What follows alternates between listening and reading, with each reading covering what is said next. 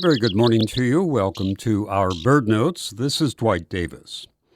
Well, we're in for another hot and humid day today. With this unrelenting heat, we know the precautions at this point.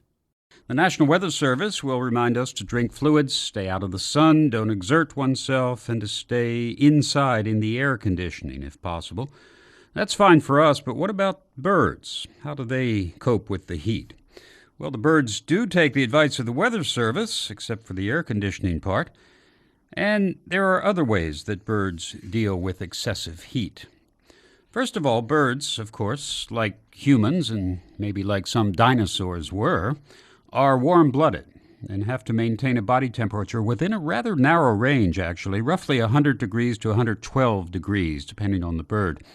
Unlike humans, though, birds have no sweat glands. They cannot cool their bodies by external evaporation of water. However, birds have an internal type of cooling system that releases heat and moisture through the respiratory system. This internal radiation, by the way of the lungs and the air sacs, is in operation when you see a bird with his bill open, panting. Some birds take panting a step further by a process known as gular fluttering.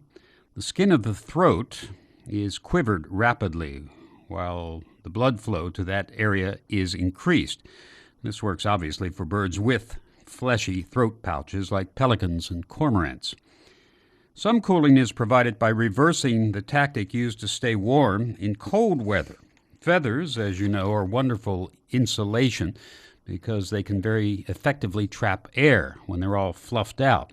In hot weather, compressing the plumage will allow birds to radiate some body heat through the feathers. In addition, some birds in the temperate zone have thinning plumage in the summertime for the same effect. At about 95 degrees Fahrenheit, and especially with high humidity, the evaporative cooling process of panting starts to become less effective. It is then that the birds simply become less active and seek out shaded places to rest and to simply wait out the heat.